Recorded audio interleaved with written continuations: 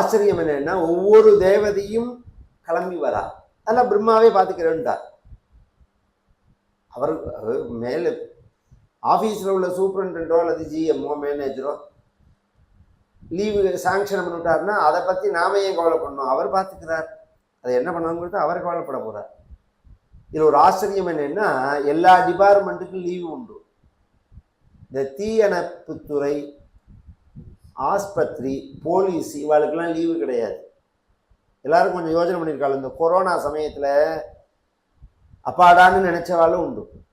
ஆனால் கோவில் கிடையாது, கடை கிடையாது, அது கிடையாது, இது கிடையாதுன்னு சொன்னாலே தவிர ஆஸ்பத்திரி அது பாட்டுக்கு உண்டு, போலீஸ் அது பாட்டுக்கு உண்டு, முனிசிபாலிட்டி அது பாட்டுக்கு உண்டு. அதை விட ஆச்சரியம் திருவாராதனம் பண்ணக்கூடிய, கைங்கரியம் பண்ணக்கூடிய கோவில் சாதுக்கள். இந்த கோவிலில் வேலை செய்கிற ஸ்டாஃப் இல்லை, இந்த கவர்மெண்ட் சம்பளம் கொடுத்து பண்ணுறா பாருங்கோ, அவன் சௌக்கியமாக வாங்கினா ஆத்திர பத்துன்னு தூங்கிந்தான்மா. இந்த சுவாமிக்கு பூஜை பண்ணுறா பாருங்கோ, அவள் எல்லாரும் வேலைக்கு வந்தாள். கதவை வந்து உள்ளே வந்து அந்த அந்த கால பூஜைகள் எதுவுமே மிஸ் பண்ணலை.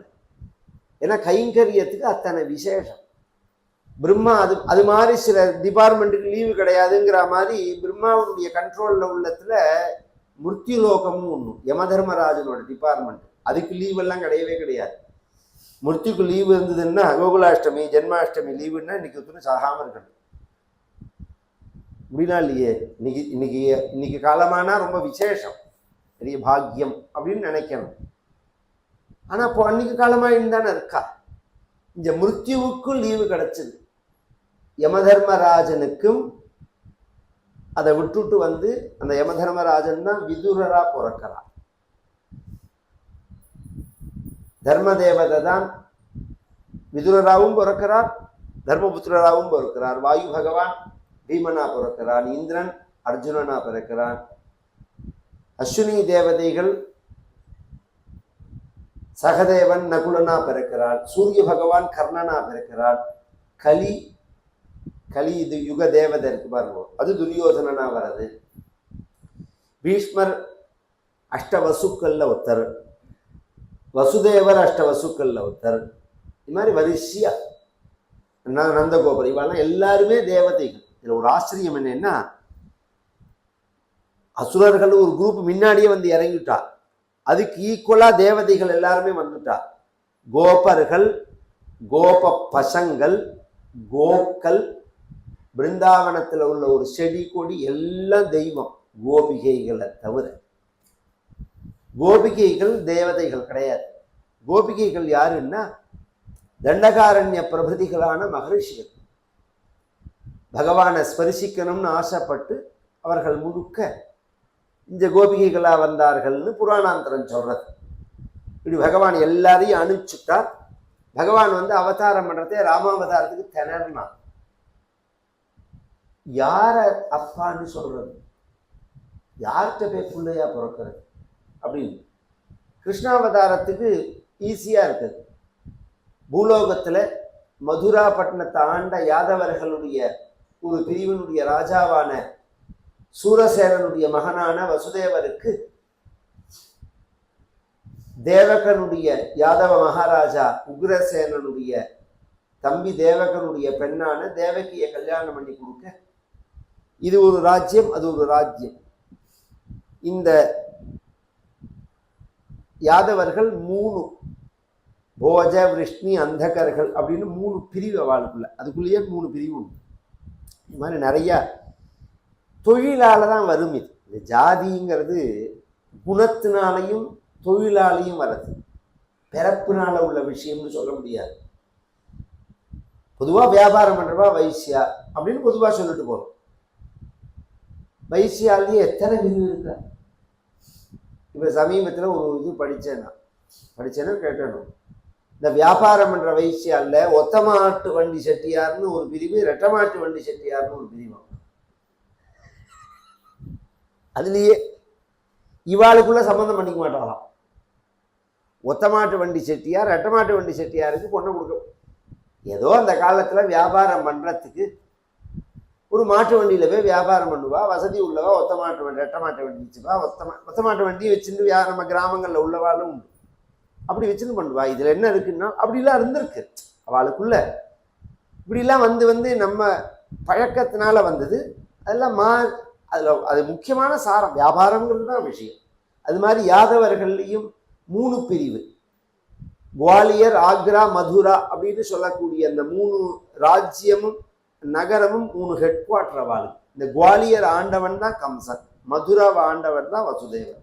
இந்த வசுதேவரை கல்யாணம் பண்ணி கொடுத்து அந்த பெண்ணை கொண்டு ஊர்வலமா விடும்போது ஆகாசத்திலேருந்து அசரீரி வாக்கு சொல்றது, எந்த பெண்ணோட கல்யாணத்தை அதி விமர்சையா பண்றையோ அந்த பெண்ணோட 8வது கர்ப்பம் ஒன்ன கொல்ல போறது. பதி பிரகிரஹினம் கம்சம் ஆபாஷ்யாக சரீரவாக் அஸ்யாஸ்துவாமஷ்டமோ கர்ப்பஹ ஹந்தாயாம் வஹசே புதா அப்படின்னு சொல்ல, உடனே கடுவாளத்தை போட்டுட்டு சங்கநாதம் பண்றா. அப்படியே நிறுத்தி ஸ்டாப் பண்ணிட்டான் ஊர்வலத்தெல்லாம். எழுந்துட்டான், தன் இடுப்புல உள்ள வாளை உருவினான். கல்யாணம் கோலத்துல அலங்காரமா வசுதேவரும் தேவகியும் உட்கார்ந்துருக்கு. அந்த தேவகியினுடைய அப்படி தலையை பிடிக்கிறதுக்காக அப்படி பின்னாடி உள்ள தலையை பிடிச்சிட்டான். கட்கவாணி கச்சேகிரஹீத்தின் இப்படி தூக்கி தலையை வெட்ட போகிறான். அப்ப எல்லாரும் நடுநடுங்கி போயிட்டார். பக்கத்துல உள்ள ஓடியும் போறா. கம்சனுடைய ஒரு ஆக்ரோஷத்தை பார்த்துட்டு ஓடியும் போறா. வசுதேவரும் அது மாதிரி ஓடி போயிருக்கலாம். 2 காரணத்தினால. ஒண்ணு, இவளோட இன்னும் அவர் வாழவே இல்லை, கல்யாணம் ஆகி 1 மணி நேரம் கூட ஆகல. 2வது, இது முதல் கல்யாணமும் இல்லை அவருக்கு, இது 8வது கல்யாணம் அவருக்கு. விட்டுட்டு போயிருக்கலாமே, இன்னைக்கு சகஜமா விட்டுட்டு போயிடுறானே. சகஜமா விட்டுட்டு போயிடுவோம். கவனிச்சு பார்த்தா எல்லாம் தெரியும். விடலாமா? விட மாட்டேன்னு சொல்ற மந்திரம் தான் கல்யாணமே. இந்த கல்யாணம்ங்கிறது தாலி கட்டிக்கிறது இல்லை. ஹிந்து லா படி இன்னைக்கு சுப்ரீம் கோர்ட்ல திருப்பி ஒரு தடவை புனருத்தாரணம் பண்ற மாதிரி அந்த சட்டத்தை கரெக்ட் பண்ணி திருப்பி ஞாபகப்படுத்தியிருக்கா. அது எந்த மதமா எந்த சமூகமா இருந்தாலும், ஹிந்து மதத்துல எந்த சமூகமா இருந்தாலும் கல்யாணம்னா இதை பண்ணினாதான் கல்யாணம், பாணிகிரகணம் தான் கல்யாணம் அப்படின்னு சொல்லிட்டு, அந்த பாணிகிரகணம் பண்ணும்போது ஒரு மந்திரம். என்ன மந்திரம்னா, 33 கோடி தேவதைகளை சாட்சியா வச்சிருந்து இந்த உடம்புல உயிர் இருக்கிற பரியந்தும் இந்த கையை விட மாட்டேன் அப்படி சொல்லிட்டு விடலாமா? அந்த மந்திர சம்பந்தம் விடாது. அதனால சொன்னார், கம்சான்னு கூப்பிட்டார். எவ்வளவு பெரிய புகழ் உடையவன், உலகம் முழுக்க உன்னை எப்படி கொண்டாடுறது? தன் புகழை சம்பாதிக்கிறது தான் கஷ்டம், அதை இழக்கிறது ரொம்ப சுலபம். இவனை நீ கொன்னேன்னா உலகம் உள்ள வரைந்தும் உன்னை தூஷிக்கும், உன் புகழெல்லாம் போயிடும். எப்படின்னா, கல்யாண கோலத்துல ஒரு ஸ்திரீய, அதுவும் சகோதரிய கொன்னேன்னா பெரிய பாவம் இல்லையா? ஒருத்தன் உயிரை கொடுத்தாவது புகழ நிலநாட்டம். ஏன்னா இந்த உடம்பு அழியக்கூடியது, புகழாகிற உடம்பு அழியாது. காளிதாசன் சொல்லும் போது, ஜெயந்திதே சுகிருதினா ரசசித்தா கவீஸ்வரா நாஸ்தி தேஷாம் யசக்காயே ஜராமரணஜம் பயம். யசக்காயம்ங்கிற அந்த புகழாகிற சரீரத்துக்கு ஜர, மரணம், பயம் இதெல்லாம் கிடையாது. இந்த 3 நாள பாதிக்கப்பட்டவனா இருப்போம் நாங்க. 4க்கு நாள் நம்ம உடம்பு வயசாகிட்டே இருக்கு. பொழுது முடிஞ்சா பயம் இருக்கு, மரணத்துக்கு குறிச்சுட்டே வருது. மைனஸ்ல தான் வாழ்க்கை போயிட்டு இருக்கு 50 வயசாயிடுச்சுனால. அப்படிங்கிறது அதெல்லாம் புகழாகிற சரீரத்துக்கு கிடையாது, அது ஸ்தாபிதமானது. இது அப்படியே தான் வள்ளுவர் சொல்றார். வள்ளுவர் சொன்ன ஒவ்வொரு குறளும் சாஸ்திரத்தினுடைய ஒரு சாரம்தான். அப்படிங்கிறத எந்த சாரம்ங்கிறத நிரூபிக்க முடியும். தோன்றின் புகழோடு தோன்றுக அகலில்லா தோன்றலின் தோன்றாமை நன்று அப்படின்னு ஒரு குறள் இருக்குதுல. இந்த ஜெயந்திதே சுகிருதினஹா அப்படிங்கிற ஒரு ஆச்சரியமான ஸ்லோகம் தான் அதுக்கு மூலம். இதைதான் இது பாகவதம் தான் சொல்றது. நீ இதை பண்ணலாமா? அதுக்கு அவன் சொன்னா, எனக்குன்னா மரணம், எனக்குன்னா மரணத்தை என்னென்ன கொல்லுவா இவளுக்கு பிறக்கிற குழந்தை. அதுக்கு அவர் சொன்னார், இவளை கொல்லத்தினால நீ சாகாம இருந்துருவியான்னு.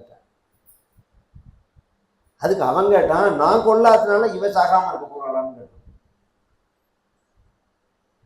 இப்படி வார்த்தை அதாவது சில பேர்கிட்ட பேசும்போது இப்படியே கொனஸ்டியாகவே பேசிட்டு இருக்கோம். ஒன்றும் அவன்கிட்ட பேசாமல் இருக்கணும், இல்லை விட்டுட்டு பேசாமல் விட்டுடணும். பேச தெரியாமல் அர்த்தம் இல்லை. இது மாதிரி மனசாட்சியை புதைச்சி வச்சுட்டு பேசுகிறவாள்கிட்ட எப்படி நம்ம பேச முடியும்? அதுதானே இந்த கேள்வி. மனசாட்சியோட பேசுகிறவன்ட்ட நம்ம பேசலாம், மனசாட்சியே இல்லாமல் பேசுகிறவாள்கிட்ட பேசி என்ன ஆகுது நமக்கு?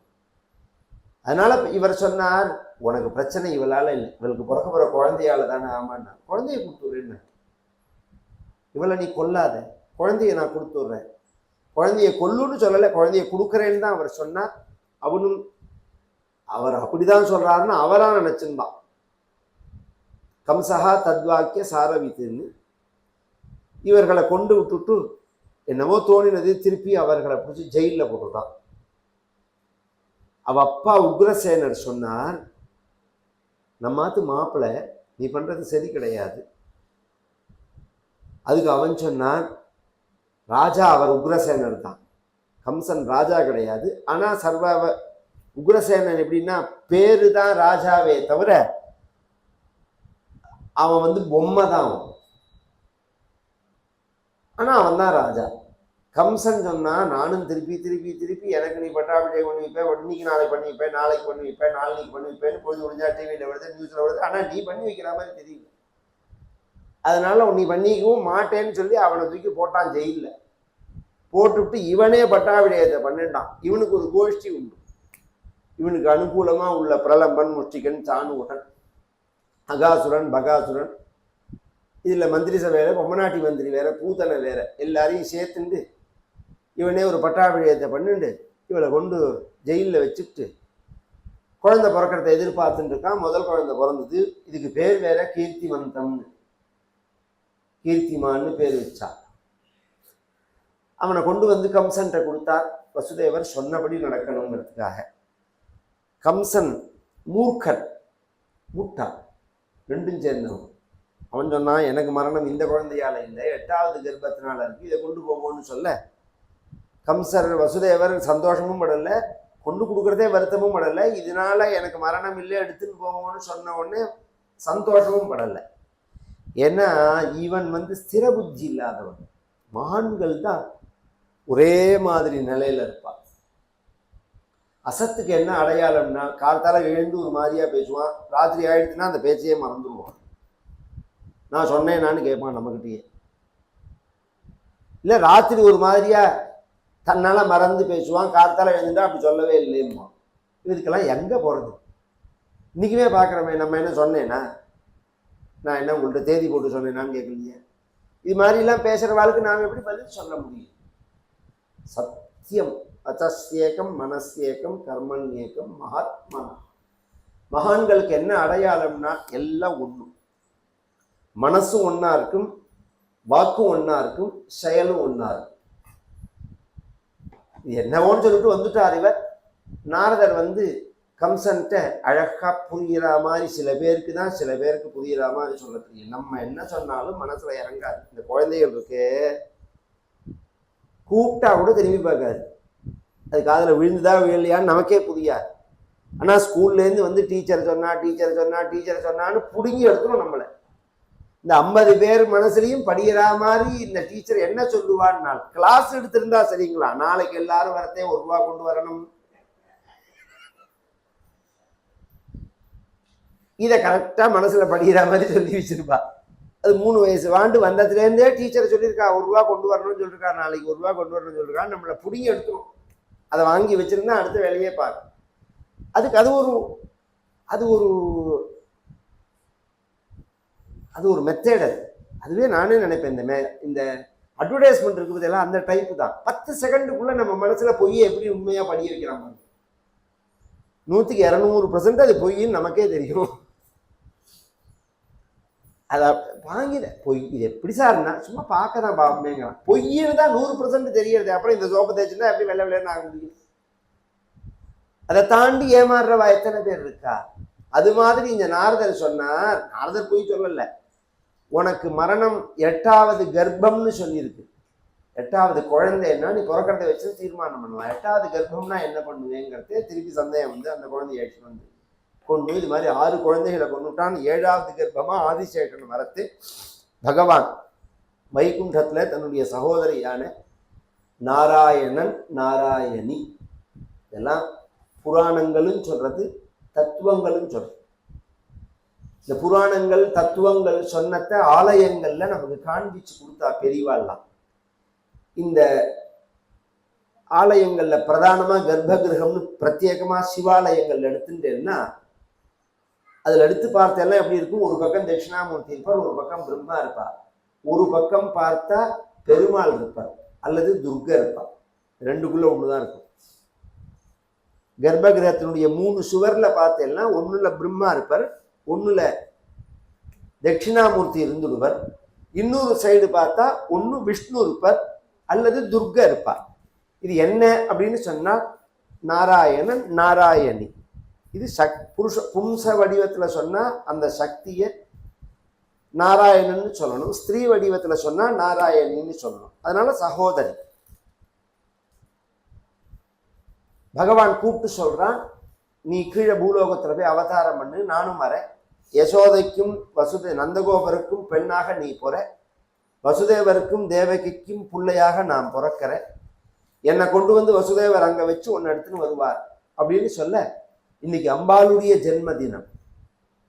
இது பொதுவாகவே இந்த தினம் அஷ்டமிங்கிறது கிருஷ்ணர் பிறக்கிறதுக்கு முன்னாடியே பிரசித்தமான அஷ்டமி, ஸ்ராவண அஷ்டமி. அது சிவா பொதுவாகவே தேய்பிறையில வர அஷ்டமி, தேய்பிறையில வர சதுர்த்தி, இந்த ரெண்டுமே சிவாராதனத்துக்குள்ள விசேஷமான நாள். ஹாலாஸ்ய மகாத்மியத்துல சொல்லும் போது அந்த மலையத்வஜ பாண்டியனை பார்த்து அவ அப்பா சொல்றார், கிருஷ்ணாயாஞ்ச சதுர்தசியாம் அஷ்டமியாம் சோமவாசரே. எல்லா நாளுமே சிவனை வழிபடணும், சிவாராதனத்துக்கு உகந்த நாள் அப்படின்னாலும் இந்த 3 நாள் ரொம்ப விசேஷம் அப்படிங்கிறார். சோமவாரம் திங்கக்கிழமை ரொம்ப விசேஷம். கிருஷ்ணாயாஞ்ச சதுர்தசியாம் அஷ்டமியாம். கிருஷ்ணான்னா தேய்பிரைன்னு அர்த்தம். கிருஷ்ணபக்ஷம்னு சொல்றோமோ, கிருஷ்ணபட்சத்துல வரக்கூடியதான அஷ்டமி, கிருஷ்ணபட்சத்துல வரக்கூடியதான சதுர்தசி, அன்னைக்குதான் சிவராத்திரி வரும். மாச சிவராத்திரின்னு சொல்லுவாங்க. இது ரெண்டும் விசேஷம். அது மாதிரி விசேஷமா ஒவ்வொரு மாசத்துல வர அஷ்டமிக்கும் ஒரு விசேஷம். நடுப்புல கூட மகாதேவ அஷ்டமின்னு கேரளாவிலாம் கொண்டாடுவா. இது மாதிரி ஒவ்வொரு நாளைக்கும் ஒரு விசேஷம் உண்டு. அப்படி கொண்டாடி இருந்தது சதுர்தசி தான். அந்த சதுர்தசி தான் தீபாவளியா கொண்டாடுறோம் நாம. அதுல ஒரு சதுர்தசி தான் தீபாவளியா கொண்டாடுறோம். இதெல்லாம் புராணங்கள்ல பிரமாணங்கள் இருக்கு. நாளடைவுல உற்சவங்களால அது பலியஸ் ஆயிடும்னு வச்சுக்கோங்களேன். 2-3 உற்சவங்கள் சேர்ந்து கொண்டாடும் போது ஒரு உற்சவம் பெருசா பண்ணோடனே அதுதான் நினைச்சுக்குவோம். நான் நரகாசுரனை வதம் பண்ணினத்துக்காக எல்லாரும் மோட்ச தீபம் ஏற்றி வைக்கணும்னு பிரார்த்திச்சுட்டா தீப ஆவலி தீபாவளி, அது நியாயம். கங்கா ஸ்நானம் ஆச்சான்னு ஒரு கேள்வி கேட்கிறமே, அது என்னது? அது அதை யாரா யோசனை பண்ணியிருக்குமா எங்கேயாவது? அதுதான் ஏற்கனவே கொண்டாடின சதுர்தசியோட விசேஷம். அன்னைக்கு எண்ணெய் தேய்ச்சி குளிச்சு ஸ்நானம் பண்ணினா கங்கா ஸ்நானம் பண்ணின பலன் அப்படிங்கிறதுனாலதான். அது மாதிரி இந்த ஜென்மாஷ்டமி அம்பாளுக்கும் ஜென்மாஷ்டமி, பகவானுக்கும் ஜென்மாஷ்டமி. போற போக்குல தேவகி கர்ப்பத்துல இருக்கக்கூடிய அந்த 7வது கர்ப்பத்தை எடுத்து வசுதேவருக்கு இன்னொரு மனைவி இருக்கா, ரோஹிணின்னு பேரு, அவ வயத்துல வச்சிருன்னு சொல்ல அதே மாதிரியே வச்சுடுற 7வது கர்ப்பம். அஹோ விஸ்ரம்சிதோ கர்ப்பஹா, அது கலைஞ்சி போயிடுத்துன்னு சொல்லி 8வது கர்ப்பமா பகவான் வரான். 8வது கர்ப்பம் ஒரு ஆச்சரியம். வாழ்க்கைங்கிறது துக்கம் சுகம் நிறைஞ்சது. ஐயோ அப்படின்னு உட்கார்ந்துட்டா அப்புறம் சௌக்கியமே வராது. முதல் குழந்தைய கொன்ன உடனேவே இவ ஐயோன்னு வசுதேவரும் தேவகியும் உட்கார்ந்துருந்தா சாகரபரன்னு ஜெயில் தான். அதுலேருந்து மீண்டு வந்து அடுத்த குழந்தைய பெத்துக்கணும்னு அவ நினைச்சதுனாலதான் அடுத்த குழந்தை 6 குழந்தை. அது மாதிரி 7வது கர்ப்பம் கலைஞ்சு போக 8வதா பகவான் வரான். கம்சன் அந்த தேஜஸை பார்த்தே பயந்து போயிடுறான். தேவதைகள்லாம் ஸ்தோத்திரம் பண்றார்கள். தேவகியினுடைய கர்ப்பத்துல உள்ள பகவானை பார்த்து ததோ ஜெகன் மங்கள மச்சுதாம்சம் சமாஹிதம் சூரசுதேன தேவி ததார சர்வாத்மகமாத்மபூதம் काष्ठा यथानन्दकरं मनस्तः सा देवकी सर्वजगन्निवास निवासभूता नितरां नरेचे भोजेन्द्रगेहेऽग्निशिखे वरुद्धा सरस्वती ज्ञानखले यथा सती ஜெகன்மங்கலம்ங்கிறார் பகவான். ஜகத்துக்கே மங்களமூர்த்தி, ஜகத்துக்கே மங்கள பிரதாயி, மங்கள ஸ்வரூபி. அவனை நினைச்சாலே மங்களம். அப்பேற்பட்ட மங்களமான பகவான் அச்சுத அம்சமா தேவகியினுடைய கர்ப்பத்துக்கு வரான். இந்த தேவகியினுடைய கர்ப்பத்துல பகவான் வசிச்சான் அப்படின்னு சொல்றதுக்கு பதிலா இங்க என்ன சொல்றான்? 17 உலகங்களும் மகாப்பிரளய காலத்துல எந்த பரவாசுதேவனுடைய குட்சியில வசிக்கிறதுன்னு சாஸ்திரங்கள்லாம் சொல்றதோ, அநேக கோடி பிரம்மாண்டங்களுக்கு எந்த பகவான் தன் வயத்துல இடம் கொடுக்கிறானோ அந்த பகவானுக்கு இந்த தேவகி தன் வயத்துல இடம் கொடுக்கிறாங்க. சா தேவகி சர்வஜகன் நிவாச பூதா. எல்லா ஜகத்தும் எந்த பகவானுடைய வயத்துல இருக்குன்னு சாஸ்திரங்கள் சொல்றதோ அந்த பகவானுக்கு இந்த தேவகி தன் வயத்துல இடம் கொடுக்கிறான். இவனுடைய அந்த தேஜஸ்லேயே தெரியறது. தேவக்கியாம் தேவரூபிணியாம் பிரம்மாதிகாலாம் ஸ்தோத்திரம் பண்றார். சத்தியஸ்வரூபன் இல்லையா பகவான்? சத்தியம் பரம் தீமகின்னு பாகவதம் பகவானுடைய ஸ்வரூப லட்சணம் சொல்லும் போது சத்தியம்ங்கிறது தடஸ்த லட்சணம் தான் பிரகிருதியே தவிர ஸ்வரூப லட்சணம்ங்கிறது சத்தியம்.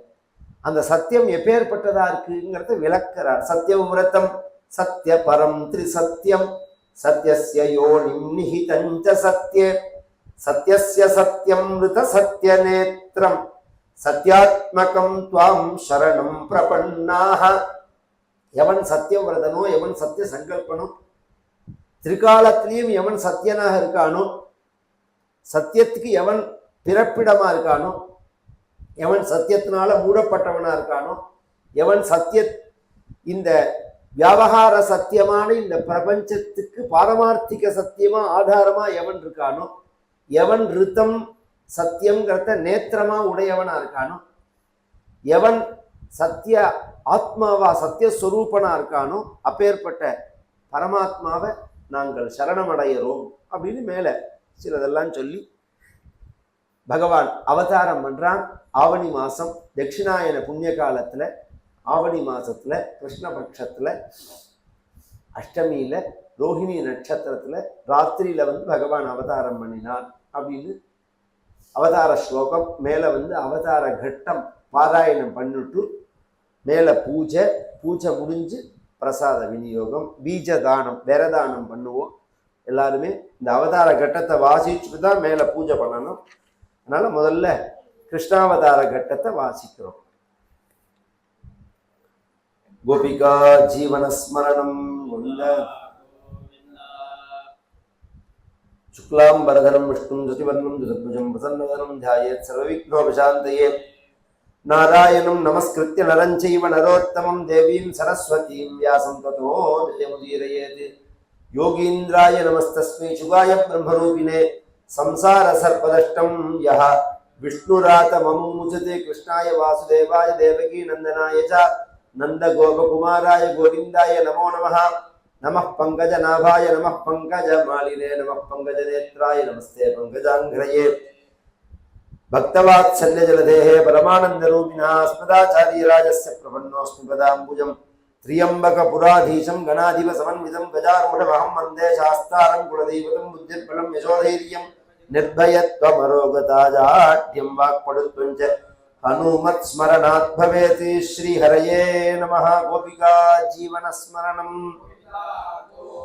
श्रीशुकोवाच अथ सर्वगुणोपेतः कालः परमशोभनः यर्ह्येवाजनजन्मक्षं शान्तरक्षग्रहतारकं द्विजप्रचयदुर्गगणं निर्मलोडगणोदयं महीमङ्गलभूमुष्ठ पुरग्रामं व्रजाकरा नद्यः प्रसन्नसलिलाः सदा जलध्वश्रियः द्विजादिकुलसन्नाद तवगाः वनराजयः अवं वायुः जुगस्पर्शः पुण्यगन्धवः शुचिः अग्नेश्च द्विजादीनां शान्तास्तत्र समिन्धते मनांस्यासन्ने प्रसन्नानि साधूनामसुरद्रुहां जायमाने जने तस्मिन्ने नेतृद्वन्द्वयोधिभिः जगुः किन्नर गन्धर्वाः जगुष्टुश्चाक्षर सिद्धचारणाः विद्याधर्यश्च मृदुः अप्सरो समन्तदा मुजो मनयो देवाः सुमनांसि मुदान्विताः मन्दं मन्दं जलधराः जगज्जो अनुसागरं निशीथे तमोद्भूते जायमाने जनार्दने देवक्यां देवरूपिण्यां विष्णुः सर्वगुहाशयः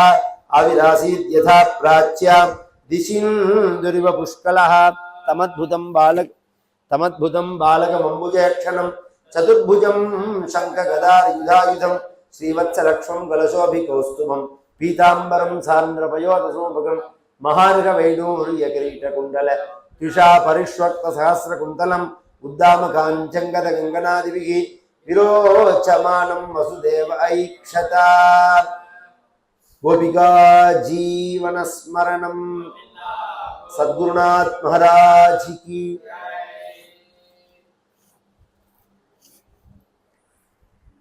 निशीथे तमोद्भूते जायमाने जनार्दने देवक्यां देवरूपिण्यां विष्णुः सर्वगुहाशयः आविरासीद्यथा प्राच्यां दिशीन्दुरिव पुष्कलः तमद्भुतं बालकमम्बुजेक्षणं चतुर्भुजं शङ्खगदायुधायुधं श्रीवत्सलक्ष्मं गणशोभिकौस्तुभं पीताम्बरं सान्द्रपयोदशोभगं महार्घवैडूर्यकिरीटकुण्डलत्रिषा परिष्वक्तसहस्रकुन्तलम् उद्दामकाञ्जङ्गदगङ्गनादिभिः विरोचमानं वसुदेव ऐक्षता सविस्मयोत्फुल्लविलोचनो हरिं सुतं विलोक्यानकदुन्दुभिस्तदा कृष्णावतारोत्सवसम्भ्रमोऽस्पृशन्ने मुदा द्विजेभ्यो इदमाप्लुतो गवाम् अथैनमस्तौ दवधार्य पूरुषं परं नदाङ्गः कृतधीः कृताञ्जलिः सरोजिषा भारतसूतिकागर्गं विरोचयन्तं गदभिः प्रभावविदे वसुदेव उवाच विरोचि भवान् साक्षात् पुरुषः हृदयः परः केवलानुभवानन्दस्वरूपः सर्वबुद्धिदृके स एव स्वप्रकृत्येवं सृष्टाग्रे त्रिगुणात्मकं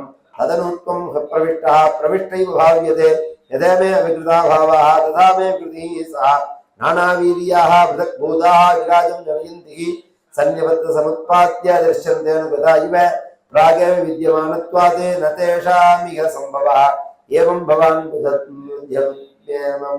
लक्षणैर्ग्राहैर्गुणैः रन्नविदद्गुणाग्रह अनावृतत्वात् हरिलतरं नते सर्वस्व सर्वात्मन आत्मवस्तुतः य आत्मनो दृश्यगुणेषु सन्निधिः यवस्यते स्वव्यतिरेकतो बुधः विनानुवादं न च तन्मनीषितं सम्यक् पुरस्तत्प्रत्यमुपादते कृपाने त्वत्तोऽस्य जन्मस्थिति संयम विभो वदन्त्यनिघादगुणादिविक्रयात् त्वदीश्वरे ब्रह्मणि नो विरुध्यते त्वदाश्रयत्वात् उपज्यते गुणैः सत्त्वं त्रिलोक्यस्थितये स्वभावया विवर्जितुक्लं खलु वर्णमात्मनः सर्याकरक्तं रजसो ब्रह्मितं कृष्णं च वर्णं तमसा जनात्रये तमस्य लोकस्य विभो निरीक्षुषुभो गृहेवतीर्णोऽसि सममाखिलेश्वर राजन्यसंज्ञासुरकोटिसूथमैः निर्तूयमाना निखिलिष्यते चमो अयं तमस्य तव जन्मनो गृहे श्रुत्वाग्रजांस्ते निवधीति सुरेश्वर सदैव तारं पुरुषैः समर्पितं श्रुत्वाधुनैर्वाभिसरत्वादुवाच अधीनमात्मकं वीक्ष्य महापुरुषलक्षणं देवकी तमुपाधावतेकं सा भीता सुजस्मिता देवक्युवाच रूपं यत्तत् प्राहुरव्यक्तमाद्यं ब्रह्मज्योतिः निर्गुणं निर्विकारं सत्तामात्रं निर्विशेषं निरीहं सत्त्वं साक्षात् कृष्णत्यात्मदीपः नष्टे लोके द्विपरार्धावसाने महाभूतेष्वादिभूतं गतेषु व्यक्ते व्यक्तं कालवेगेन याते भवानेकः संज्ञः योऽयं कालस्तस्य ते अव्यक्तबन्धो चेष्टामाहुः चेष्टते येन विश्वं निमेषादिर्वत्सरान्ते मयि याने तं स्वेच्छां तं शैवधाम प्रपद्ये मर्त्यो व्यालभीतपलायन्ने लोकान् सर्वान् निर्भयन्नाद्य गच्छते त्वत्पादाब्जं प्राप्य यदृच्छयात्य स्वस्थस्येते मृत्युहत्या अस्मादपैति सत्त्वं घोरादुग्रसेनात्मजात् नस्राहि त्रस्तात् भृत्यवित्रासहासि रूपं चेदं पौरुषं ध्यानधृष्टं मा प्रत्यक्षं मां सदृशां गृभीष्टाः जन्मते मयैवोपापु मा विद्यान् मधुसूदन समुद्विजय भवद्वेदोः कंसादलमखधीदधीः उपसंहर विश्वात्मन्ने नदो रूपमनूहिकं शङ्खचक्रगदापद्मे श्रियाजुष्टं चतुर्भुजं विश्वं यदेतनो निशान्ते यथावकाशं पुरुषः परो भवानि विभर्ति सोऽयं मम गर्भगो भूत् अहो नृलोकस्य विडं हिमविदते देवभगवान् वाचा तमेव सर्वे भूति वृष्टिः स्वयं भुवोति तदायं समुदानाम प्रजापतिर्गम्भीरः युवान्मे ब्रह्मणादिष्टो प्रजासत्त्वो यदा तदा सन्नियम्येन्द्रियग्रामं विजेताप्ये परमं तपः वर्षवातादपहैः घर्म कालगुणाननु सहमानो श्वासरोध विविर्धूत मनोमलो शीर्णवर्णानिलाहारौ उपशान्तेन चेतसा मत्तः कामानभीत् सन्तो मदाराधनमीयतु एवं मां तप्यते तीव्रं तवः परमदुष्करं दिव्यवर्णसहस्राणि द्वादशेयुर्महात्मनोः तदा मां परिदुष्टोऽहम् अमुना वपुषा नखे तपसा श्रद्धया नित्यं भक्त्या च हृदिभावितः साधुरामं वरदराटे द्वयोः कामदिक्सया प्रियताम्बर इत्युक्ते मातृशो वां मृतसुतः अमूजना अजूष्टाग्राम्य विषयौ अनपत्यौ च दम्पती नवौ राधेपवर्गं मे मोहितो मोमायया गते मयि युवां लब्ध्वा वरं मत्सदृशं सुतं ग्राम्यात् भोगानधूं ज्ञातां युवां प्राप्त सनोरथम् अदृष्टास्म्यतमं लोके शीलैर्दार्यगुणैः समम् अहं सुतो वाक्यभवं वृष्टिकर्तुम् इति श्रुतः तयोर्वां पुनरेवाहम् आदित्यामासक्ष्यपात् उभेन्द्रेति विख्यातः वामनत्वाच्च वामनः तृतीयस्मिन् भवेऽहं वि तेनैव वपुषादवां जातो भूतस्तयोरेव सत्यं मे व्याहृतं सति एतद्वां दर्शितं रूपं प्राक्जन्मस्मरणायते नान्यथा मद्भयं ज्ञानं मर्त्यलिङ्गेन जायते युवा मां पुत्रभावेन ब्रह्मभावेन चासकृते चिन्तयन्तो कृतस्नेहो यास्येथे मत्कृतिं परां तेजकुवाचा इत्युक्तासीद्धरिस्तूष्णीं भगवान् आत्ममायया पित्रोः सम्पश्यतो सद्यः बभूवः प्राकृतश्चिजुः ततश्च शौरिर्भगवत् प्रचोदितः सुतं समादाय सूतिकाग्रात् यदा बहिः गन्तुमियेष तर्ह्यजाया योगमाया जनि नन्दजायया तया हृतप्रत्यय सर्ववृत्तिषु द्वास्थ्यूरेष्वपि जायितेष्वथ द्वारस्तु सर्वाः पीताः दुरत्यया बृहत्कपाटालय लिङ्गाग्नैः तां कृष्णवाहे वसुदेव आगते स्वयं विवर्त्यन्त यदा तमोरवेः वर्षभर्जिन् उपांशु गर्जितः शेषोन्मुखाद्वार निवारयन् फणैः मघोनिवर्षत्य सकृते यमानुजा गम्भीरतो यौघजलोमिर्मिफेलिना भयानकावर्तस सताकुला नदी मार्गं ददौ सिन्धुरिव श्रियःपतेः ननन्दौ रजं सौदीरुपेत्य तत्र ताने गोपाने प्रसुप्तानुपलभ्य निद्रया सुतं यशोदा शयने निधाय तते सुतामुपादाय पुनर्गृहानगात् देवक्या शयनेन्यस्ते वसुदेवो तदारिका प्रतिमुच्य फलोर्लोहम् आस्ते पूर्णवदावतः यशोदानन्दवत्नी जयजातं परमबुद्धिद नतलिङ्गं परिश्रान्ता निद्रया अपगतः स्मृतिः श्रीहरये नमः इति श्रीमद्भागवते महापुराणे परमहंस्यां संहितायां दशमस्कन्धे पूर्वार्धे कृष्णावतारो नाम तृतीयोऽध्यायः गोपिका जीवनस्मरणम् श्रीजगुवाचा भगिरन्तः पुरद्वारः सर्वाः पूर्ववदाग्रहाः ततो बालध्वनिं श्रुत्वा गृहपालाः समुचिताः स्वस्ति प्रजाभ्यः परिपालयन्तां न्यायेन मार्गेण महिमीषा गोब्राह्मणेभ्यः शुभमस्तु नित्यं लोकाः समस्ताः सुखिनो भवन्तु श्रीहरये नमः।